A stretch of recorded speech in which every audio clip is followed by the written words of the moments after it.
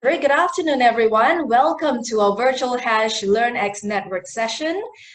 And today's topic is on omni-channel marketing strategies.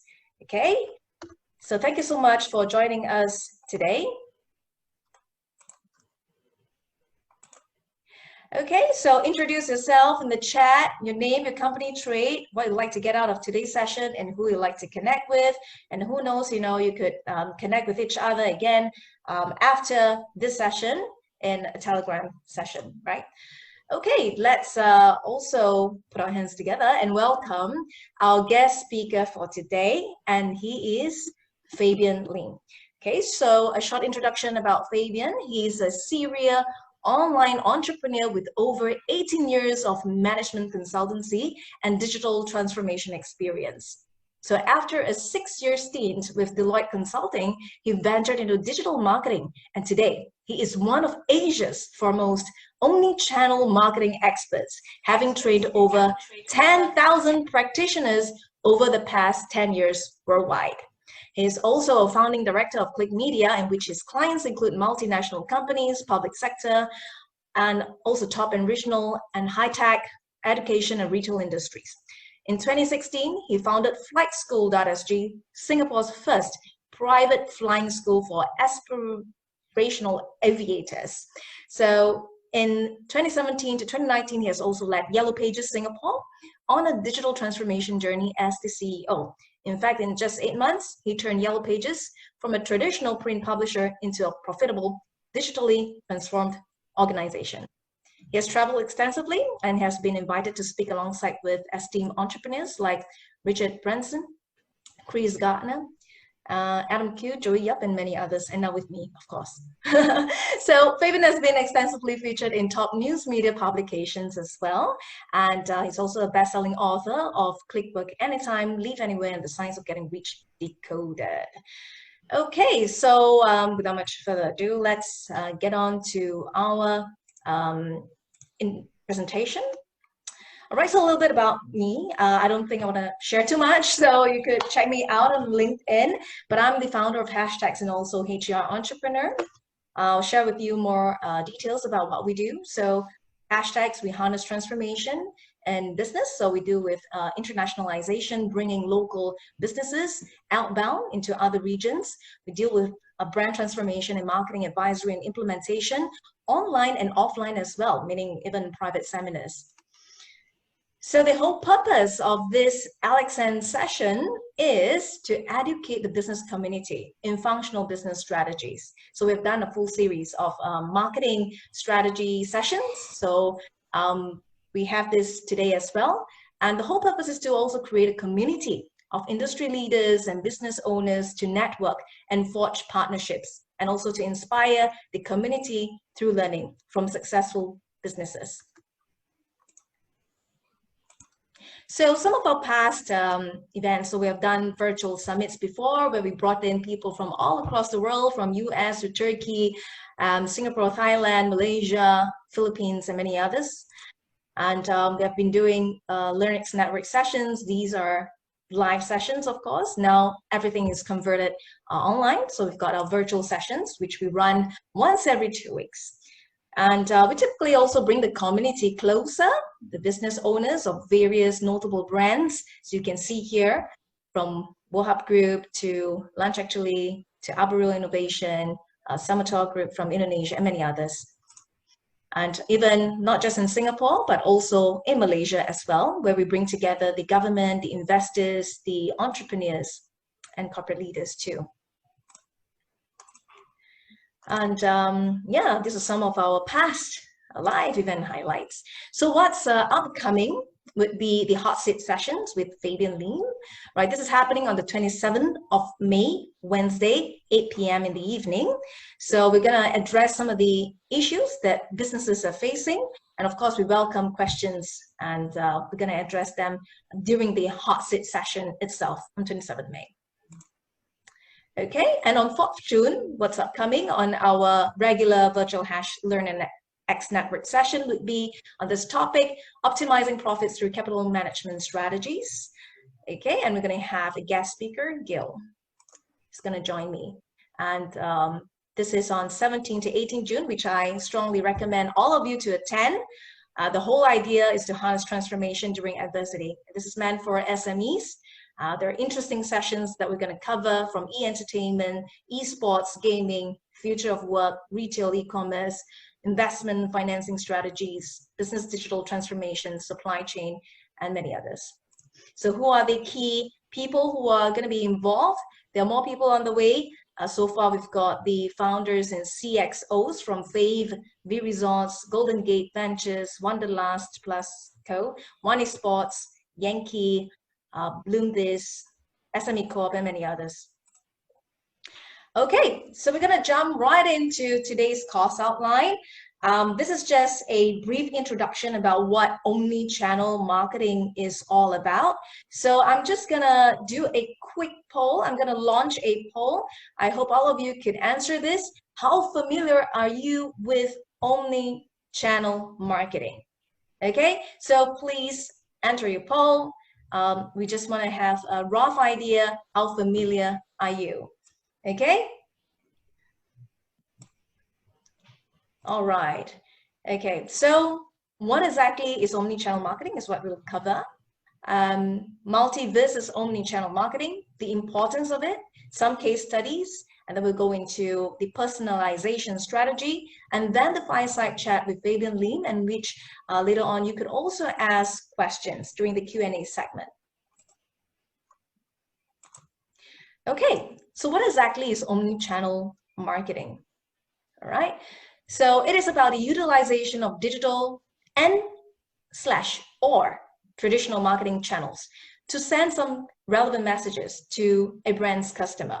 All right, so some examples would be a customer receiving an email or SMS message about promotion while they're in store, inside the store shopping, or they're receiving SMS about a promotion with a mailer in the mailbox with physical coupons. So the digital mean is through SMS, but the traditional means would be a mailer in the mailbox with physical coupons.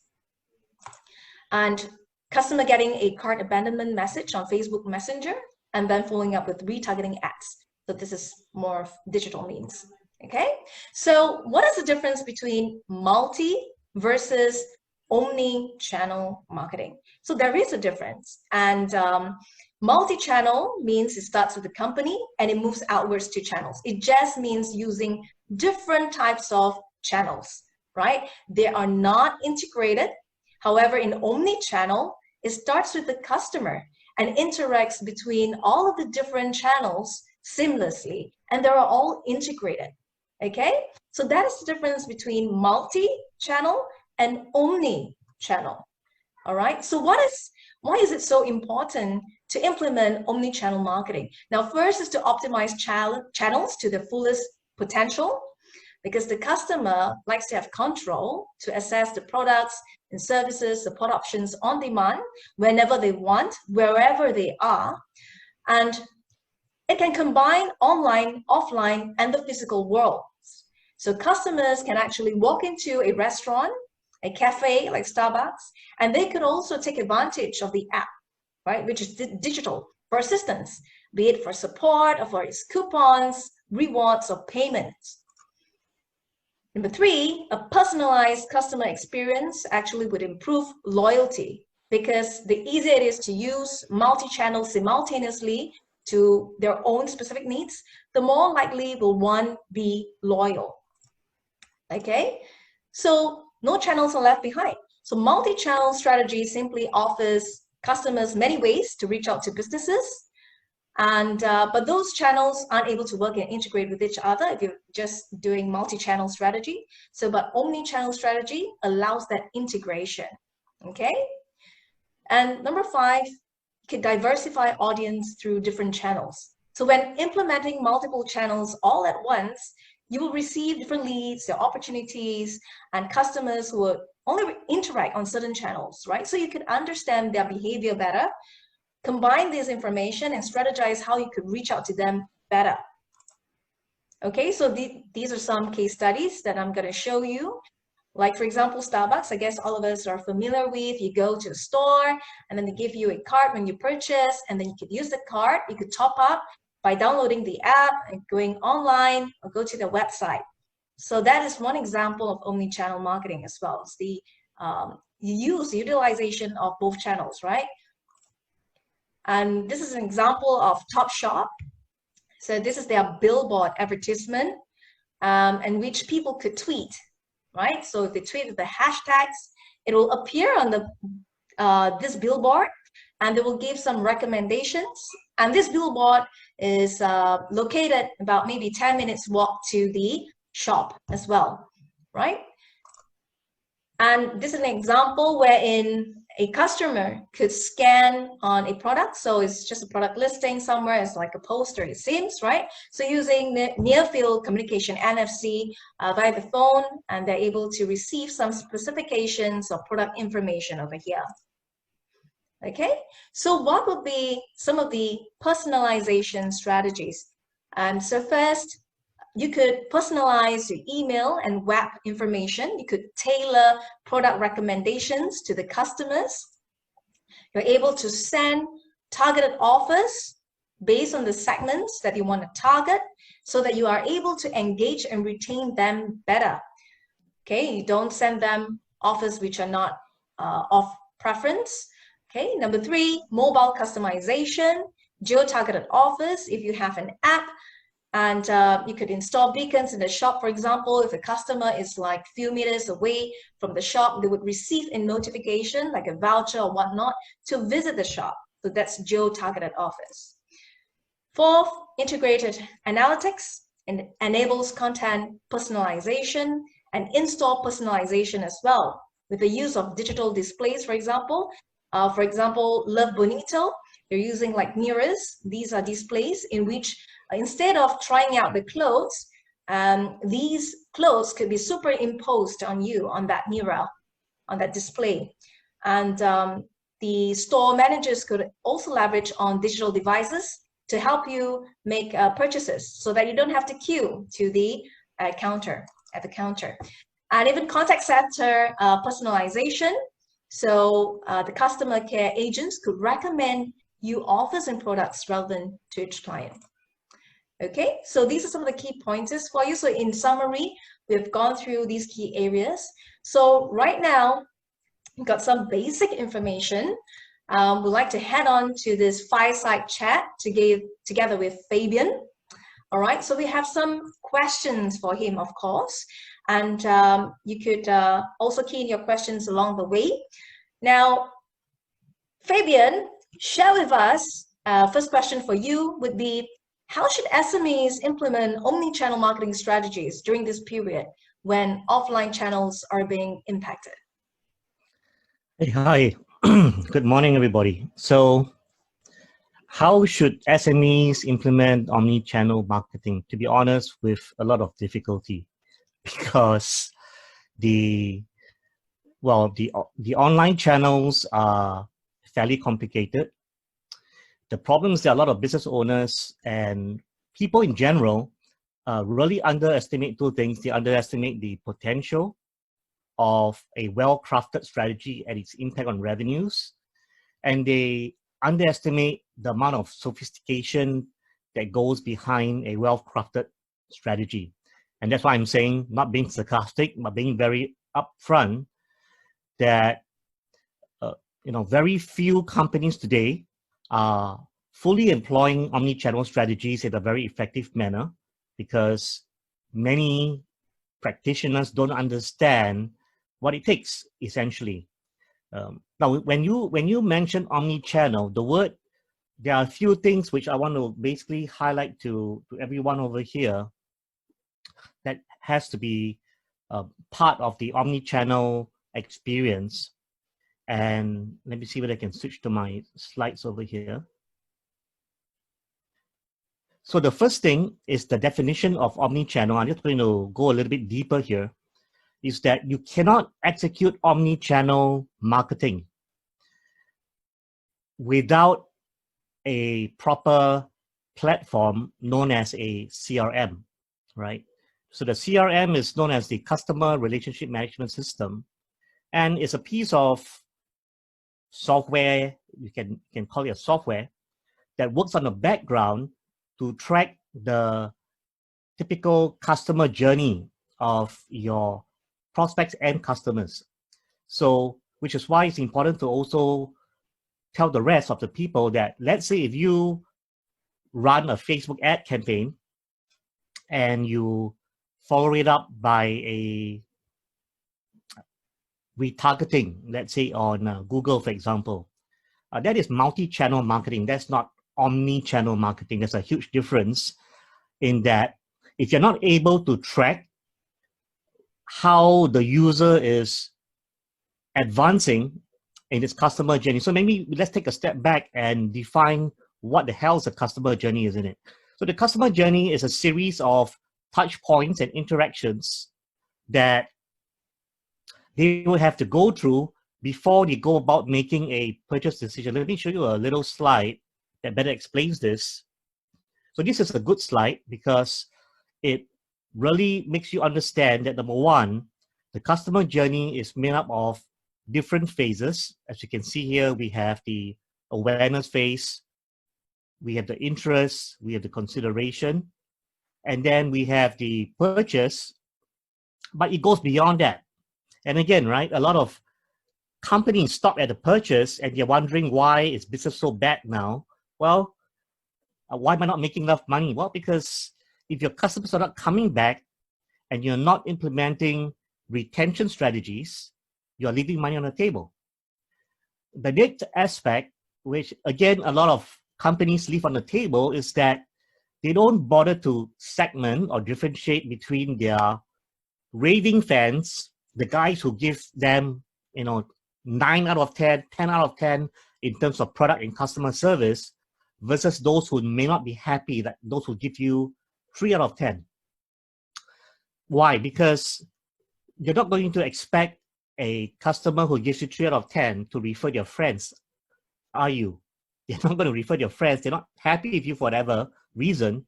But the guys who are rating you 9 or 10 out of 10 are the prime candidates to share word of mouth recommendation to their friends. We call this advocacy. The problem with advocacy, again, is that without the right system, without the right incentive, why should a customer even bother to do that with you? So that's why I started off saying, right, with a lot of difficulty, because to be honest with you, I've worked with so many leading companies in Singapore. I mean, we're talking about companies who are doing anywhere from 5 million a year to 60 million a year, the larger SMEs. No one, let me say this again, right? No one that I'm aware of is anywhere near basic omni-channel marketing execution. No one. Some of them are doing multi-channel. I give it to them. Some sprinkling of retargeting, but no one is taking care of the entire customer journey. So the good news is that, but the good news for those of you who are SMEs and listening here, is that you're not that far behind from the leading edge companies, because again, this is not something trivial. This is not, omni-channel marketing is not a topic that you can come and learn and execute in 2 days, for example. For me itself, it takes almost a year to train an omni-channel practitioner to be fairly decent in terms of understanding digital multi-channels and executing. I mean, you look at the customer journey itself, you can appreciate how complex it is today, right? I mean, we make decisions through multiple reasons, and the fact remains as well is that without a proper system to track that, how do you know your prospect has moved from awareness to interest and move ahead from interest to consideration? Because a prospect at the awareness stage requires very different information from a prospect at the consideration stage. Your assets, your messaging, your communication has to know where they are at each phase and serve up the right kind of content. And that's not easy by any means at all. So in a long answer to your first question, that again, let me just summarize, right? To me, the average business owner is barely touching the surface. I mean, they kind of heard of this before. They've come for seminars. They've heard the jargon omni-channel. Number two, they don't have the system in place. They certainly don't have the know-how. And for business owners who are thinking, oh, it's okay, I'll just outsource it to an omni-channel agency. Well, think again. Everybody uses these words really loosely. The question is that, do agencies even understand how to execute this? Again, very few agencies even understand these things. And many agencies are just slightly ahead of the business owner in sophistication. They're not way ahead of you, they're just slightly ahead. Because you see, at the end of the day, the only real way for you to acquire this skill set is like, Taekwondo or Tai Chi. It's only through practical execution. But as I already told you, right, I'm very suspicious about any agency that says they understand omni-channel, because most companies are not prepared for it. Most companies are not organized internally, and can talk about that later on, what you need to even have proper customer support, live chat. There's a lot of overhead in terms of effort to even execute live chat itself. Don't talk about real-time data, real-time analysis, and everything else. So I kind of want to kind of open up everybody's eyes here, because friends, we are in really dire situation right now, and business owners who don't realize this, like for example in Singapore, I mean, the government has just announced 3 phases. Number one, better figure out which phase you're in. Number two, how long it will take for us to transition to phase 2. If you read between the lines, not even between the lines, the very clear lines, phase 2, by the way, for everybody, is a few months, okay? In the official, what do you call it, infographic, which I got from Lawrence Wong, which he publicly posted, phase 2 is a few months, okay? And phase 3 is when a vaccine is found. So you have to start asking yourself that the new normal right now, until we go to phase 3, is safe distancing. And that in the retail world, or the business world, not even retail, business world means 50% capacity in the office, in the cinemas, in the entertainment, in F&B, in retail, in shopping malls. You just ask yourself, in Singapore, for example, right? Whether you're B2B or you're B2C, which business can survive, especially in retail, at 50% capacity? I know a lot of friends in F&B, and I say this, no F&B starts a business with spreadsheet assumptions that their tables are going to be 50% full. Basic break-even in F&B in Singapore is 70% utilization. Number two, no airlines, Singapore Airlines or otherwise, plan for load factors. It's called load factor, which is utilization, at 50%. Even the airlines have to plan at 70%. If it's a budget airline, they have to plan at 85 or 90% to break even. So what I'm trying to say to my dear business owners over here is that it's going to get far worse before it gets better. And good luck to everybody out there and business owners who are just sitting down, waiting for things to happen, because I'm a business owner as well. I know I'm paying rent, even though I'm not utilizing my office space. I'm paying salaries, even though I'm not necessarily getting revenues, offline at least.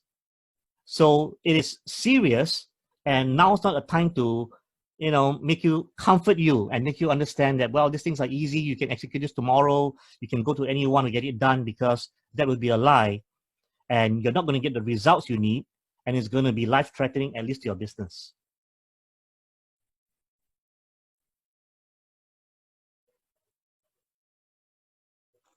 Okay, thanks, Fabian, for sharing that point. Another question is that, right now, this situation, more businesses are hopping on this e-commerce wave, right? You mentioned about, restaurants, retailers, and all that, right? So with the circuit breaker, many stores were closed. And, with the support from the government, grants available and all that, is trying to get businesses on board e-commerce. However, it's going to be really noisy on that front, right? Everyone's hopping on that wave. So how can they leverage on omni-channel marketing effectively to achieve better sales results then? Good question. I've definitely taken over at grants because businesses, F&B, even retail, for example, where the grants are all helping companies. Grants are system grants. I need all of you to understand this, that the government specifically differentiates systems, operational capability from marketing. Very precisely, as far as I can remember, Enterprise Singapore, which is now the central unit, does not cover you on marketing. They will help you with capabilities. So for example, if you're a restaurant and you have never done online food ordering, they will provide you with capability, maybe a Shopify website to find a vendor to configure it for store pickup or food delivery and all these things. Connect you with the food delivery apps and subsidize those fees as well. But they are really not even touching any aspect of marketing at all, because they believe that marketing is your own problem. But that is a problem in itself, because what's the use of a fancy e-commerce website that you have no idea how to do acquisition? And so I say this, in Singapore, we are deemed to be one of the most advanced countries when it comes to digitalization. And in many aspects, that's true.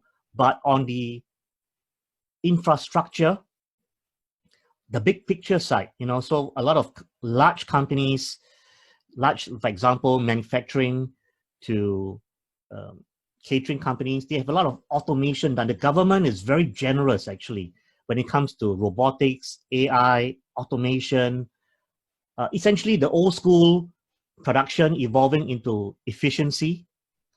They are very, very generous. I mean, they really help businesses to the tune of millions of dollars as well. But again, those things, operational efficiency, it is not marketing. Marketing is acquisition. So you can have the best machinery, you can have the best operational capability, but without understanding how customers respond, how customers react, how to turn them into lifetime customers, which I'll talk about probably at some point in time later on, it's going to be very challenging. I mean, look at it this way. We've gone through in Singapore at least probably like a 2-month circuit breaker. At best, a lot of the restaurants are doing WhatsApp, right? They say, hey, here's all the information you need in this WhatsApp message. By the way, go figure out our delivery charge goes by zone. So if you're Ang Mo Kio, Hougang, Sengkang, Yio Chu Kang, or the Kang, $8. If you are Tuas, Jurong, $12. Please give me 1 day in advance. I'm like, who the hell orders food 1 day in advance? I want the food now.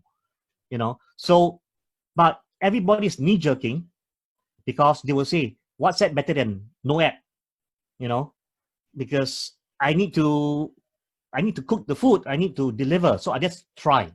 So everybody is knee-jerking, the whole country is knee-jerking for survival, but no one is thinking ahead down the road. We're talking about 6 months, 9 months, once the new normal kicks in, you have to worry about that, not about that's tomorrow. But everybody's worrying about tomorrow and nobody's worrying about 9 months down the road. And I think that therefore that's very disastrous thinking, because we're going to be heading towards a Titanic of a economy when all the short-term measures suddenly don't seem to be more effective because everybody is doing it, for example. So e-commerce, yes, it is there. It is very easy to implement, but it has to be followed up by equally powerful and effective acquisition. And the business of acquisition is clearly, as you can see in this chart, the starting journey in omni-channel is awareness. And it goes into interest, consideration, purchase, retention, advocacy, and then you rinse and repeat. Many companies are way away from understanding what this is all about.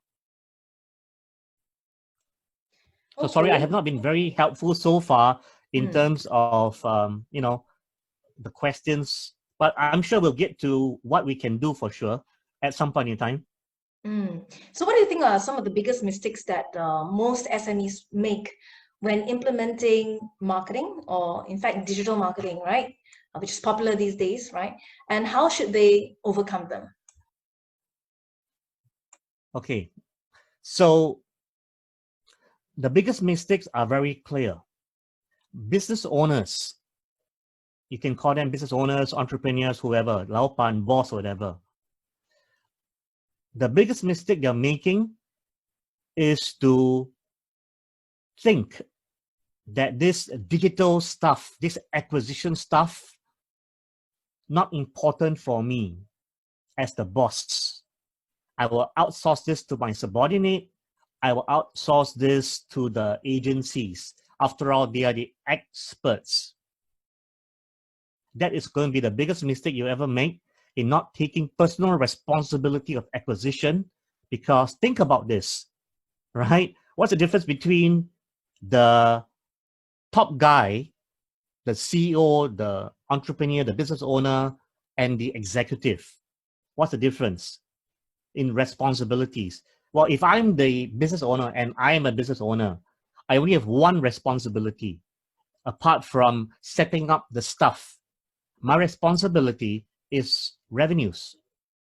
So people don't understand acquisition is a revenue KPI, and revenue KPI, key performance indicator, starts at acquisition. If you don't have a sound acquisition strategy, you're never going to hit your revenues. And that's the reason why so many businesses, when COVID came, were totally unprepared. They were the Titanic. They immediately sunk. I mean, think about this, right? It's been 2 months that COVID has hit every country really hard. From a very logical standpoint, you need to ask the business owner, 2 months you cannot tahan. 2 months you cannot endure. I mean, what, 2 months of OPEX you want to close down? How have you been operating? You've been operating with little to no margins, and you settle with that. That's the problem, isn't it, right? That all the symptoms of a weak business model gets exposed during a catastrophic, certainly, a catastrophic situation like COVID-19. But seriously, I mean, if you think about this, businesses should have reserves. I mean, even we say this, right? If you're an employee, make sure you have 6 months of your salary in your bank account, minimum. Business owners should be the same. But of course, for sure, I mean, I need to be empathetic to particularly Singapore business owners with high rent, high labor costs, very fussy customers, not easy to serve. Then my question is that you either shape up or you shape out, isn't it? Next better player. I mean, what's new here? If you look at F&B and retail, I mean, we've had A&W came, went. We had Wendy's came, went. Many more are going to come and go because it's survival of the fittest. So, either if you're a new business owner and you're feeling the pain, it's either that you think entrepreneurship is a bed of roses and you're grossly underestimating what it takes to succeed. But as I said, right, coming back one full circle, your problem starts when you don't seem to be concerned about acquisition, because acquisition equals revenues. So my point is that, of course, there are assumptions, isn't it? Because business owners now say, I'm too busy, so I will outsource this to the agency. I want you to think again, because as far as I'm concerned, for the last 10 years, I've never had a client or business partner that I'm working with on digital strategy tell me they've been happy with their agencies. Honestly, agencies, if you're dumb enough to hire one and pay a little bit of fees a few $100 and not ask for KPI, like what am I getting? And also, I have no issues with cheap agencies doing stuff for you, Renee. No issues, right? In fact, I will outsource to you. You want to do feedback for me? I'll do it. I'll pay you to do it. But my KPIs, I can guarantee you cannot achieve. You want to do SEO? I'll pay you. Name your price. Oh, you mean I don't pay you until you get to page 1? Okay, good. Here are the keywords. Bank loan, commercial property, residential property, and I'll see you in 5 years' time because you're going to take 5 years to get to page 1, right? So my point is that if you outsource blindly because you don't understand this stuff, the agencies are going to fool you 100%. I mean, seriously, think about this, right? So this is where I need to rant a little bit. Why agencies are willing to do work for $500, for $1,000. When a business owner runs Facebook ads, the agency charge them $1,000. They complain, "What's so expensive? So much? Can do for $500? I give you half the results. I mean, we pay cooks $3,000 to $4,000 in restaurants. We pay a fresh graduate today $2,500, and then you want to pay a freaking agency $1,000, and you want an agency to be responsible for your revenues. Are you delusional or not? If you're not delusional, are you naive? And guess what? Agencies are not stupid people, because guess how it works. I mean, we need to understand basic mathematics, right? You pay me $1,000 to do Facebook ads. My $1,000 is not worth my time, so I'm going to outsource this to my intern.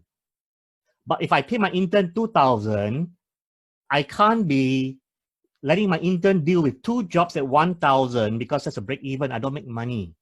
So at the very least, I need to make sure that my intern is dealing with 4 clients at $1,000 each, so that when I pay my intern $2,000, the intern make me $4,000 and my net profit is $2,000. That is what it is.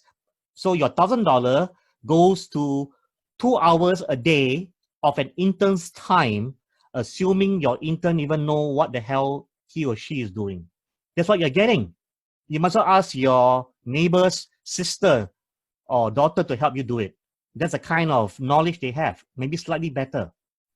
So that's what's going on right now, right? Everybody is relinquishing responsibility for the most important KPI, which is revenues, and they're wondering why their business so bad. Friends, business owner, you have your new role. Maybe you want to write this down, right? Your new title is my job title. Write it down, CRO, Chief Revenue Officer. Forget about boss, business owner, entrepreneur. All this got no meaning at all. You better find a job title, right, that aligns with your real responsibility. The head of the company is CRO, Chief Revenue Officer. And suddenly everything in Omni-channel becomes your primary responsibility, not your secondary responsibility. Yeah, totally agree with you. I mean, most business owners don't even have a marketing team, right? They will focus on the product very much. Marketing team, right? They don't even have a marketing staff. Not even staff, team, yes. Right? Not one soul, okay? And they are very product focused most of the time. And marketing is like the last thing that they will do. But they say, what's their priority? And that's sales. So without marketing, they're expecting sales. So I think that's also one of the misconceptions that businesses have. All right, so okay, so let's answer some of the questions that the attendees have. Sure. Okay, so we've got a question here that says, should a company implement first the multi-channel strategy and then move to omni-channel, or they can just jump direct to omni-channel? Good question. Firstly, neither multi-channel nor omni-channel is easy to implement. But since you are now in this session and you're educated, the best thing that you can take away over here is that you need to start with the system. You need to have the right system in place first, which is a CRM, the Customer Relationship Management System. I can give you a few names to go and look at. Look at Infusionsoft, right? It's Infusion plus the word soft, infusionsoft.com, which nowadays is known as Keep, K-E-A-P, which my buddy Brandon Young is basically the principle in this part of the world. So Infusionsoft is a fantastic CRM. There's a government grant for that under the PSG Productivity Solutions itself. So you need an Infusionsoft. In e-commerce, we use this one called Klaviyo, Clavio. I mean, again, if you guys need help in this area, I can help you further. You can just go to Renee. We can guide you further on CRMs and what CRMs are supposed to do. In fact, that is the primer to even omni-channel, right? What is it we need to do? What is it we need to track? How do we track these things from a system perspective before we go out there implementing all those expensive acquisition campaigns itself? So get the system in place first.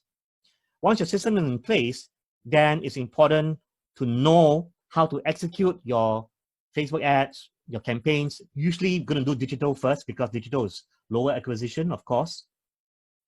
But you need to know how to be able to tag your campaigns so that the data goes back into your CRM, because it's hard-earned money you're going to be spending for acquisition, and you don't want to be leaking data itself. You know, okay, a lot of people seem to understand, I'm using what seem very, very lightly, yeah? Seem to understand Facebook ads, but they're running ads in a silo, means that it's the first touch point, it's the last touch point. So that's not multi-channel, that's campaign. And in my opinion, that is very, very elementary marketing today. And then they realize, how come I don't get the results? I spend money on ads, Facebook ads, I'm not getting my acquisition results. Well, because some people need time to think about stuff. It's natural for people to think about stuff. And it's also natural, by the way, for people to not believe you and to do their own research. So I say if the first touch point is an ad, whether it's Facebook, it's on CNN, on content networks, whatever, what do you think the second touch point is? I think the second touch point is search. Search. I mean, people go to, I use YouTube a lot to review products, to see how it works, to review comments. YouTube is the second largest search engines. And of course, I use Google to validate what this ad is saying, because I don't want to believe that what the ad is saying, it is what it is, isn't it? Even if the ad tells me, makes me aware of a new widget that allows me to get six-pack abs without having to do any exercise, I would still want to find out what is the reputation of this widget in YouTube through reviews.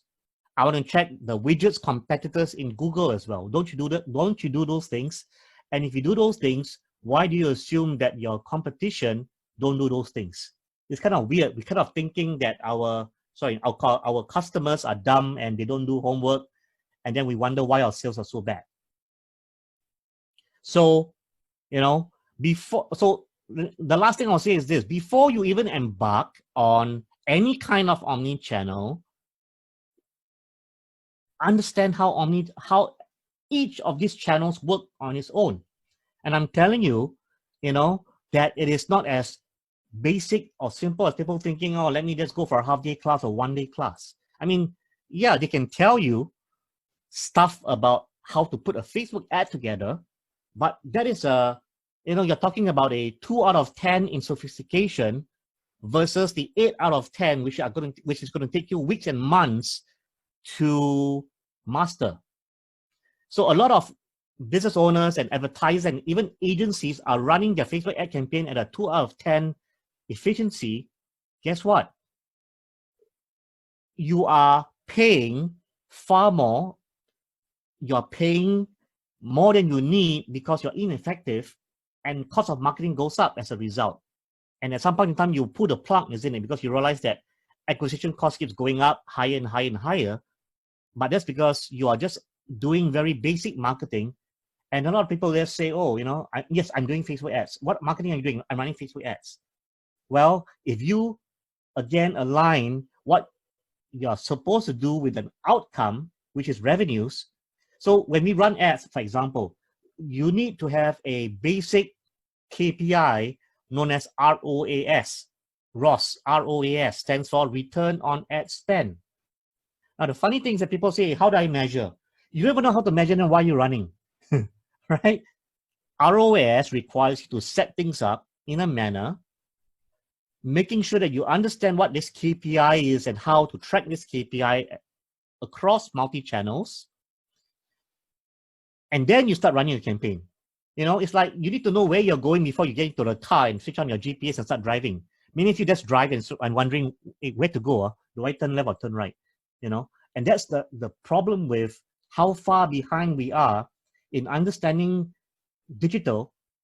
And, you know, for those of you who are maybe complaining and starting to say, well, this guy keep talking about problems or don't give me a solution. I am giving you a solution. You want a quick fix. I don't have a quick fix for you because quick fix are never proven to work. You can get lucky once, you know. So let me tell you this, you can be lucky and run an ad and get very good results for your first 50,000 audience in Facebook. But that is 1% of Singapore. Singapore is 5 million, right? You can get lucky with your 1%, but a lousy marketer cannot replicate the success across 500,000 of your prospects. So what happens is that, you know, you're lucky in your first 50,000 because your pixels running, your custom audiences and all these things. But as you keep running, your cost keeps going up and up to a point. By the time you reach serving 100,000 people, you switch off your ads because it's too expensive and you can't afford to continue. Guess what? That's the end of your marketing. It's like game over. Then what do you do next? Renee, what do you do next? Right? Do you avoid Facebook? What do you do next? No, I always believe you always need to continue marketing. Yes. You need to take a person from awareness to interest, then from interest to consideration. And it may not be Facebook ads. It may not be retargeting on Facebook ads. It may be email marketing. That's a better job. But if you never figured out how to collect their email address, how are you going to communicate to them? Totally agree. So that's one of the biggest mistakes. I've spoken with some of the even bigger MNCs, right? Or some of the, well, a bit more, you know, the mid-sized companies, and they would say, I would ask them, what sort of marketing do you do? They say, purely digital, purely digital. How much do you spend every month? 20,000. And say, is it effective? I'll say, yeah, it's effective. Okay. So your sales guys are still doing cold calling and things like that, right? Okay, so you're just one marketing activity. I think that's also quite risky because you're relying on one channel, and to ensure that, you know, as you know, Facebook costs, ad costs has been going up. It's not cheap to market in Singapore as well. Okay, so I think business owners would also have to look at the different marketing channels, right? Look at what works. They're multi, so not everything must be online, right? Certain things can be offline activities and you measure results. I agree with the email marketing as well. How do you gather leads in the first place? Brand awareness is one activity, lead generation is one activity, and then after that, you know, conversion. A lot of people will think that, oh, the moment I do a Facebook ad, I should have conversion, and then don't even bother nurturing their customers or their prospects. You know, and the thing is so easy. Someone should buy straight away. The moment I spend this much, I should see ROI immediately. I don't think that's quite right. Yeah, totally agree with you. So let me just add one more before you continue. That so therefore, from an execution perspective, the biggest mistake a business owner can do is to spend a lot of ads, but not focus on building their prospect database. That would be the biggest mistake they're going to be making: running ads and not building prospect database. The biggest asset from a long-term perspective that will give you 35% of revenues, and I can prove it in my recent campaigns, 35% revenues is email. Your email list is the one that gives you 35% of revenues. So you're doing $100,000 a month, 35,000 come from email. Think about that. And email, because once I have their data, I don't have to keep spending money out there, is the most effective in terms of, you know, I spend probably $300 US on a database of 15,000 customers in a retail e-commerce platform from a partnership perspective. So I spend about $350 a month, but I generate $15,000 a month in terms of revenues, $15,000 to $20,000.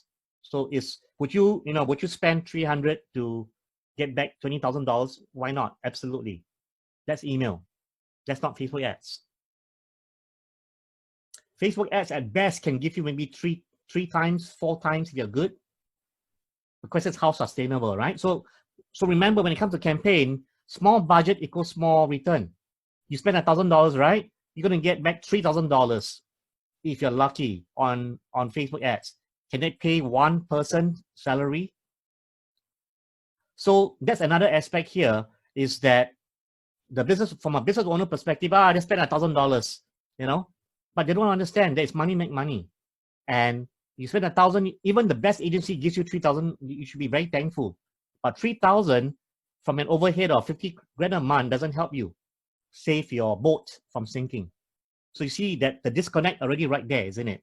Where if we should work backwards, how much revenues do you need a month? 50,000, fantastic. Where are your revenues coming from?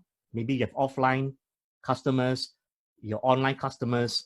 Do you nurture your customers? Oh, I don't have the email address. Then can you work on, do you have phone numbers? Good. If you have phone numbers, go into custom audiences and run ads to collect their email. That's what I'm doing right now, right? Because, you know, I have business partners who have phone numbers. They don't have email address. And by the way, why is email address so difficult to obtain? I'll tell you why. Because when you put your products in Lazada, in Q10, they don't want to give you email. They keep the email to themselves. They give you phone number, right? See, here's the phone number because maybe you need it for delivery confirmation. But it's not their, you cannot demand an email address because they don't want to give you those things. Amazon doesn't give you email. So everybody's being selfish because they spend money on acquisition, building a platform. The last thing they want to give you is the customer, so that now you can bypass the platform and go straight to the customer. So that's another problem with many business owners who outsource their distribution, right, to retail platform, Guardian, Watson, NTUC, whatever. Okay, they're all playing the same game. They know that data is king. Good one there. There's one question on what's the difference between digital marketing agencies and omni-channel marketing, which is more effective? Omni-channel marketing is a kind of marketing that is, as I said, right, is multi-channel. I use the word holistic. Requires a CRM, very, very holistic. And what I'm saying is that a typical digital agency probably does not have this skill set to run a true omni-channel campaign. They can tell you that they do, but the truth is that they don't. Okay. And again, let's forget about all the jargon. How about this? Whatever you want to outsource to agencies, just ask for KPI. Very simple, right? Return on ad spend. Put ROAS as the responsibility, then we don't have to talk anymore. Here, how much money you want, Mr. Agency? You want 3,000? Okay, 3,000 here. You guarantee me 3 times, then we sign contract tomorrow. Don't get, you pay. How about that? Don't pay, don't get, you waste my money, it's okay, no management fee. How about that? Okay. Guess what? I do that as well. Okay. And so let's get to the next point here. I'm one of the rare few idiots, maybe, who would do campaigns, nothing upfront. We do revenue share. So you pay on results. But because we're going to pay on results, not only you choose me, I also choose you, you know, right? Because if I look at your product is crappy, your marketing is crappy, your follow-up process is crappy, your website is crappy, how would I ever want to send traffic to you? Because I know when they reach your website is going to bomb. Now, if you agree with me, this is logical, because if I'm going to be doing revenue-based, KPIs, then tell me why any agency is advertising on Facebook today, almost guaranteeing anybody with any product and any service 3x return. Hey, hello, 3x is 300%, you know, really, seriously. I mean, you don't need to know what product I sell. You don't need to know what my brand value is. And you are telling me that you can help anybody. Hello, even Jesus Christ can't do that. So sorry to tell you this. Okay, I consider myself one of the foremost marketers in Southeast Asia, and even I can't do that. Maybe I can help 25% of you with that potential. Your UVP is there, your branding is there, your team is great, your product is great, your pricing, your product to market fit is strong. Then I work with you. If not, I become Mr. Dumbo, you know, if I'm working on pure revenue share. I'm just telling you, 75% of businesses shouldn't be around in the first place. Good luck to those business owners in the 75% who want to depend on the agencies who think that the agencies can bail them out. It's one naive person engaging another naive person. As I said, right, then all you need is very simple, ROAS, don't talk anymore. Okay, next time someone approaches you, I can do this, okay, very good. Let's do ROAS, return on ad spend. Go by revenues, revenue goal targets, and then compensate wisely. That's what I would do. But if you do it based on cost, good luck to you. Okay, so there's a question on how does a digital marketing consultant, I assume he is, convince businesses there is a need for omni-channel marketing, especially in such hard times? So you see, here's the great dilemma and why I started this session saying, not so easy, Renee, not so easy, because a company that is sinking and doesn't have enough life raft, the odds are really against this situation. A company who is sinking doesn't have the requisite oxygen that it needs to survive. What is it? Cash flow. That's why it's sinking. So it becomes like, I'm sinking, I don't have money, but I need to be safe. Then we're going back to the Titanic scenario, right? The ship is sinking, you don't have enough lifeboats, but you want to save. How to save? The only way to save is to find practitioners who believe in you enough. They're going to say, let's help you this. Let me do my stuff. And by the way, you know, when you are sinking really fast, then you need a recovery. Certain omni-channel skill sets like SEO. I'm really good at SEO, but SEO is not going to save you in the next 60 days. I mean, you know, Renee came from SEO Plus, you know SEO, right? Powerful. But SEO should have been done freaking 1 year ago, not tomorrow. If you need SEO to save you, you're already too late. Then what else are you going to be doing? Well, then you have the paid traffic channels to help you. But those are money make money. So you tell me how to save. Which is why I have never, let me tell you, I've never run ads on Facebook, Google, anywhere, advertising my digital marketing services ever since I started. Because I know that's not how it works. You cannot save everybody. You're asking me a question, you know, you're telling me, look at there, Fabian, there are 100 ships all sinking. Can save everybody. How to save? It's impossible. Sad answer, but that's true. Cannot save means cannot save. Right. For business owner, there's one question. What is the number one thing that we should do right now in digital marketing at this COVID moments? Learn how to do digital marketing. How about that? You know, everybody wants to execute.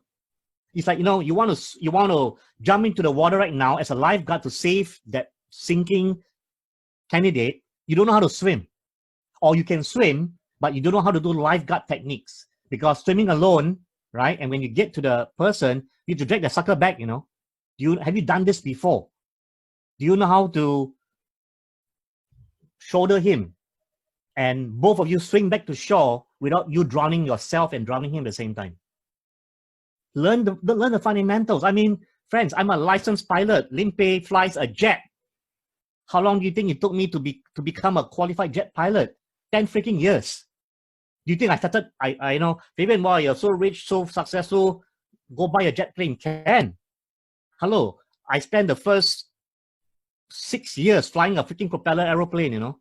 And even then, my first licensed aeroplane where I could fly alone is called a Cessna 150. You know what a Cessna 150 is? It's a two-seater plane, trainer. And when it flies, it flies so fast that in the US, where I train and I fly the Cessna 150, the aeroplane travels in a strong headwind, moves slower than the truck below. How about that? The truck goes faster than my aeroplane. It's like, hey, bro, how come the truck faster than us? Oh, yeah, really? Yeah, seriously. Oh, paise. That's how it works, because you're going to kill yourself if you fly a fast plane when you're a new pilot. You're going to kill yourself because your landing speeds are much faster and you're not as able, right, to respond in bad weather when you get lost and all this kind of stuff. I don't understand why people have such disrespect for digital marketing that everybody thinks they can become a digital marketing expert in 2 days. It doesn't help that the gurus perpetuate this lie as well. Because all you are is a totally unprepared, unqualified marketer, and you end up experimenting rather than executing. When I execute, I expect results. When the results don't come in, I need to know how to correct and to get the results eventually. That's the only way you can save yourself or save any company. You need to be a problem solver, and you can't do that without having deep dive skills. So I would tell everybody over here, not being biased just because I have a diploma program coming up in digital marketing, right? I'm saying get your fundamentals right. Doesn't matter how long you've been in this business. Do you have your results as your accolades? That's the only thing. You know, people say I'm doing Facebook ads for 10 years. So what? Are you a millionaire right now? Are you making money? Are you helping businesses become millionaire businesses? If you're not, I think you wasted 10 years of your life in mediocrity. So the biggest problem with digital marketing as a skill set is everybody thinks they know because everybody spent $25 on a Udemy program or went for a $50 skills future class. And they immerse themselves in mediocrity, in that little knowledge. And that's why they're still struggling, because the proof is in the pudding. And people ask, I know people who are making millions of dollars in Amazon, in drop shipping, whatever. Yes, how many of them are there? Go count them. There are less Amazon millionaires in Singapore. There are less drop shipper millionaires in Singapore. There are less omni-channel millionaires in Singapore than there are lawyers, doctors, accountants. Go figure it out. If this is so easy, everybody to be millionaire today. Tell me, where are they? I have millionaire students, by the way, I'm very proud of. I can count them in 2 hands. So, does this business make everybody millionaires? Can you become a millionaire? Sure. In the same probability, you can become a millionaire as a lawyer as well. But why you are not a millionaire despite you being a lawyer? Same reason, right? So there's one final question. Maybe we'll just answer this. Any advice to a startup on how to embark on this journey? I believe this question is on a entrepreneurial journey. I believe so. So if you want to start during this period, I guess, right? Any advice? So I think this is a business question.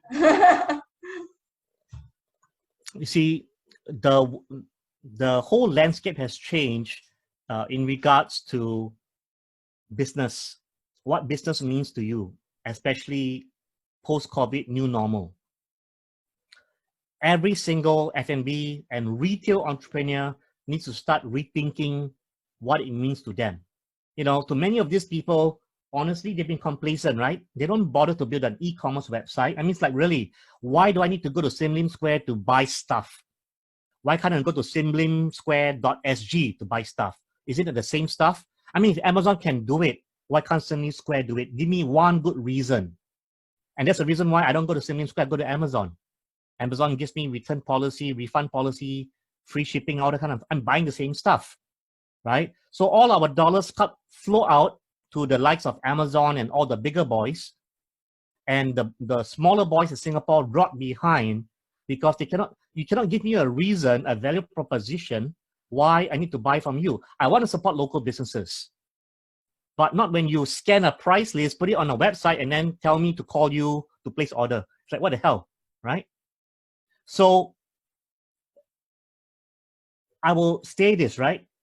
That before COVID, the success rate for any business and enterprise has been low traditionally. I mean, I think we know this, right? That after 5 years, maybe 10% survive. But COVID will make it worse. Maybe COVID will reduce the success rate to 2%, 3%. And, you know, the key here is that at best, if you want to start a business, this is for business owners, or you want to remain in business, you had better have a well-balanced offline, online strategy. So if you're F&B, you had better have ways to offer delivery. I mean, this is the new normal, right? In a way, you should thank COVID for forcing you to do these things. So to me, any business today or tomorrow or 9 months time or 1 year time that has zero online capability is a high-risk business. Okay. Unfortunately, there are few things which are high risk, which will continue to be high risk. I mean, you can't travel virtually. You have to hop on an airplane. So airline will continue to be high risk. Physical entertainment will be high risk because it's an environmental kind of thing. Concerts, seminars and whatever, But then if you choose to be in those industries, then good luck to you, right? Because you can choose where you want to be in and where you want to play. And my point is that, to me, post-COVID impact is that many businesses won't survive because they couldn't survive. It's a natural death thing. It's a survival of the fittest.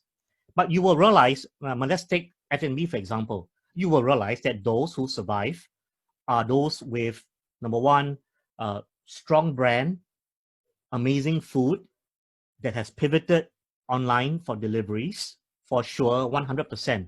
So if you have bad food, bad brand, and no delivery, bye-bye. Okay, so we shouldn't be surprised about these things.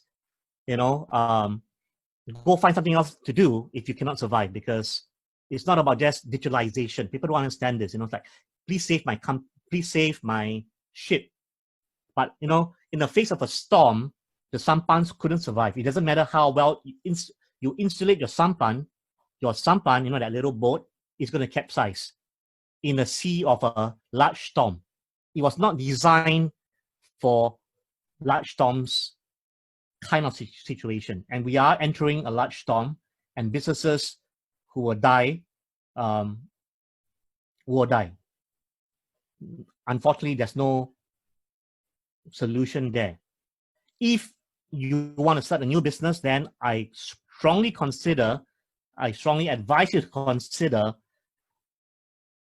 having an online digital strategy that can contribute at least 50% of revenues.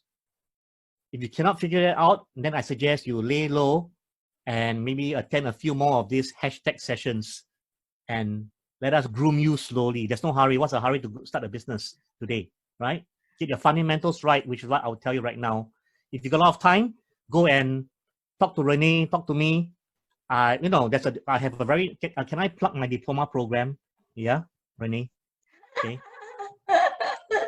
My friend, if you're Singaporean 40 and above, the government is financing you 90% for training. And it's a 9-month omni-channel program, 90% funding. I'm not supposed to use the word funding and diploma, so forget about the funding. Let me talk about the diploma, right? You walk away with a professional diploma in digital marketing implementation. It's 9 months. People say 9 months damn long. I said, by the time phase 3 ends, it's 9 months. And you've done nothing to change your course of your direction. So I tell people, look here, rather than become a business owner, why don't you do this? Why don't you be like me, acquire legitimate deep dive omni-channel skills and partner with a troubled business owner and do revenue share? That's what I would do to save myself 9 months later. Because there are enough victims and casualties, there are not enough lifeguards and lifesavers. Go train to become a lifeguard, 9 months, and then go work with the business owners, negotiate for revenue share, negotiate for equity. This is what I would do if I were you. And this is probably the best advice I can give you today. Even though so in a nutshell, there's no such thing as a quick fix. There's no such thing as a quick fix, absolutely. Yeah, you gotta kind of nurture even yourself, right? Not just your prospects. And also think about marketing that has transited over time. It has transformed over time as well. The landscape has changed. So previously, or even right now, even in schools, in universities, the professors are still teaching 4 Ps, right? Product, price, place, and promotion. That could be passé already, right? Now people are going into 4 Es, right? How can you build a better experience? Who cares what this product can do for you, right? Everybody can replicate that product, and then there goes. Exchange. What can you do, right? If your clients are not happy with your products, is there an exchange policy? What other policies you have? Place. It's not just about having a store. Traditionally, businesses would think that wow, I have a really nice big store. I'm so proud of it. And so what? You need to be everywhere, and therefore online and offline. And for some people these days, okay, I don't have offline, I'll do everything online only, right? So omni-channel helps you, open up your mind, think about what are the different channels that you can leverage on. Promotion, right? So just now Fabian was saying, right, some people would just focus on advertisements, and it's going to be really costly as you go along, right? Keep promoting and promoting and promoting. But think about evangelism. Think about how can you nurture your leads, how can you nurture your prospects such that they could they can be ambassadors of your brand. Think about brand equity. Don't think about immediate returns, right? It takes time to build a brand, to create trust, credibility as well. So thank you all for coming today for this session. Right, I'm gonna share a quick screen, share this screen with you, just a quick one before you guys go. All right, and I'm also gonna share with you this poll, right? So let's see. Okay, next second poll, I'm gonna launch a poll, so do fill in your answer. Okay, right, so let me go into the subsequent page. Right, so just wanted to remind you guys, this is upcoming, the hot seat sessions on 27 May. So this one, we're going to dive deep into some of the challenges that businesses are facing. It's not just about marketing, all right? And we're going to have our upcoming session as well on capital management strategies to help you optimize profits, and the virtual Hash Asia Summit on the 17-18 June. If you haven't signed up, please do so. This is right, the feature of speakers. And if you have any questions, feel free to reach out to us. You can join us, our Telegram channel as well, Telegram group, Hash Asia. All right, that's all. Okay, so thank you so much, guys, for attending today's session. Let's continue to network over the Telegram chat as well. And yeah, I see really good feedback here. Thanks for the session. Yeah, thanks for coming by as well. I look forward to seeing you on the next one. See you on next Wednesday, right? On the 27th, Wednesday evening, 8 p.m. We'll go and look at the hot seat sessions, for example. So just before you guys go, let me just share with you what the hot seat is. The hot seat is basically, myself and Renee providing practical solutions. Many of them are omni-channel related, specific to business owners. So we're going to be picking 3 business owners and walking through their business and giving them practical advice, as opposed to today's session, which was really more an overview and a session itself. So if you want to go join us, you can join us at our Facebook group. Probably Renee can give you the link as well, but you can just go to Facebook, search for the hot seat sessions. You probably will be able to find us. We'll send up some communication on this anyway, not a problem. All right, okay, thank you so much, and have a great afternoon. Look forward to seeing all of you again. Thank you so much, Fabian, as well. Thanks, for your everybody. insights. See you. Okay, see Bye. you. Bye.